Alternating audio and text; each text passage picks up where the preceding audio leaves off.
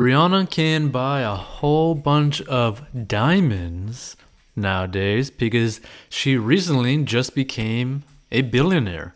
Welcome to 40inbox.com where we help you master your money.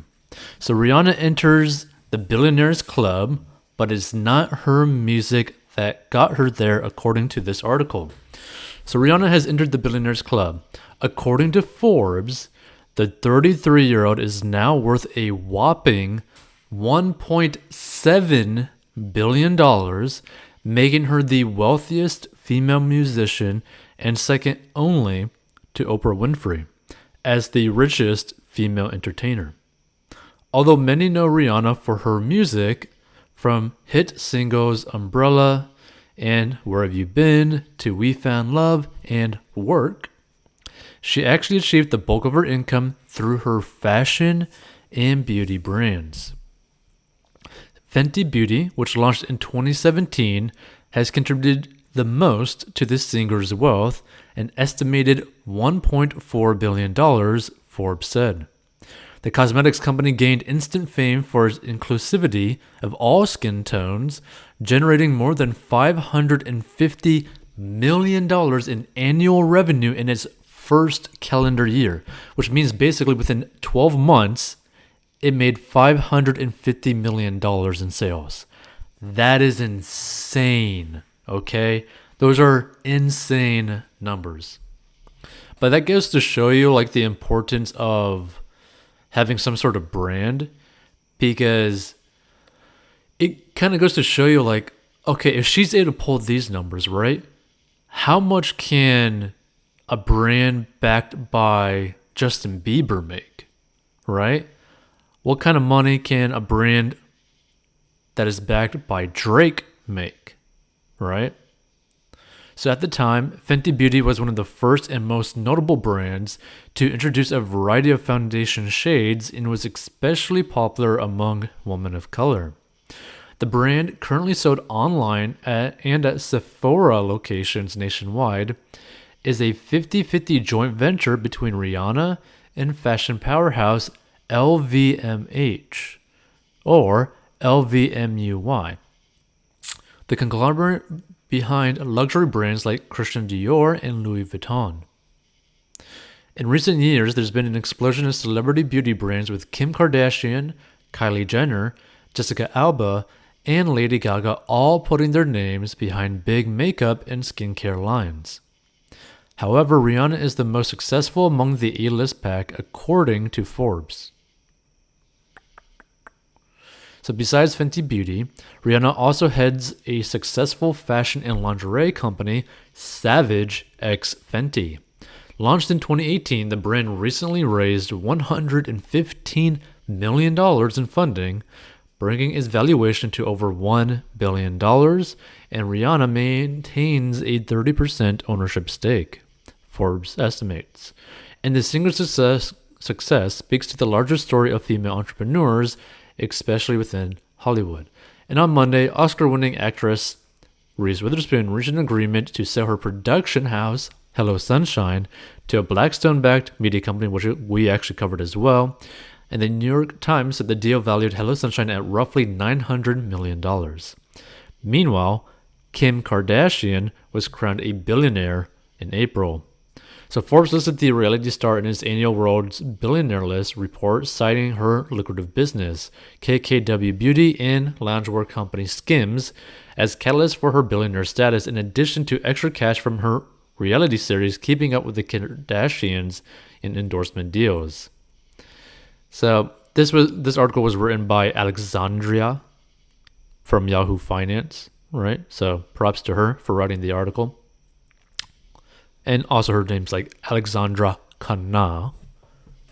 By the way, I think it's a pretty amazing thing. I think it's very cool to see more female entrepreneurs like get the limelight, because there's a lot of guys out there that are getting very successful, right? And when you hear like, oh, there's like this dude that like made $1 billion or something, you've heard that story before, right? And you've heard it multiple times before. But I think it's actually really cool to have more like not necessarily idols, but people that, like someone that people can actually end up looking up to see like, okay, they were able to do it, but they were able to do it not because of their music, which means that I shouldn't rely on music. So this could be something like for like other musicians, be like, okay, maybe I need to start thinking about branching my income streams. Now, another way to look at this, right, is say like athletes, right? Athletes tend to really only focus on one income stream, which is their job, right? But they need to focus on endorsements. They need to focus on building their own brand. They need to maybe think of creating a company that is not even related to anything that they're actually doing, right? Just to create something that can survive in an evergreen format without ever really relying on them. So this is something that like people really need to think about, right? And you don't have to just be like someone who's like a pro athlete, musician, or something like that, right? This could just be like what you could learn from this as like a normal individual, right? Is that, okay, I might be working a job, right? I might be working a 9 to 5 job, but I could use the money that I make from this job to build up different side hustles or a side hustle that could potentially become something like a main income stream, right? Because let's say that you were to create a side hustle working either your weekends or spending a little bit, like, maybe $500 to $2,000, whatever you basically got extra surplus per month, and you use that to end up trying to fund a side hustle, right? Well, if you end up getting that to grow, to even just match your income from your day job, it gives you, one, the freedom to quit your job at any point in time. Two, it allows you to basically exponentially get to all of your financial goals, whether that be buy a house, buy a car, invest, right? You could hit all your goals much faster. And number three, it allows you to scale and give you freedom. So what we mean by that is that once you're able to produce an income stream that is not reliant on your input, as in your time, you're able to grow that income stream to basically infinite numbers, right? So another example of this is like, let's take Warren Buffett, right? And he typically likes to invest into companies that produce a dividend, right? And the reason why he tends to like that is because it gives him basically unlimited cash flow, right? He can literally just buy and hold and basically never sell ever, right?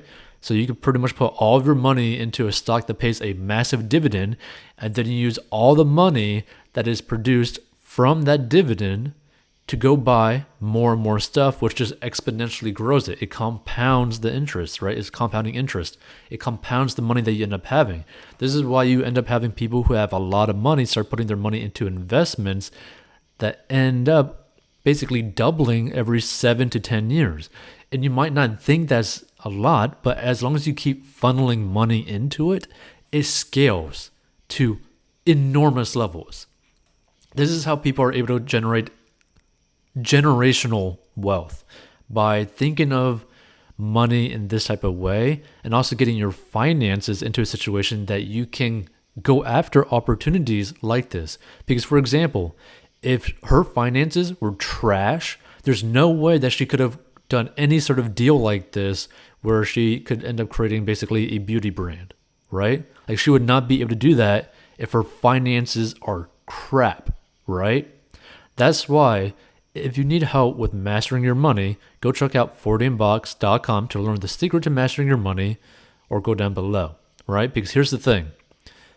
As soon as you get out of debt, have an emergency fund, and are able to start investing, you literally have the freedom to do whatever the hell you want to do. So if you want to get there in a very simplified manner that anyone can follow, go down below and learn it.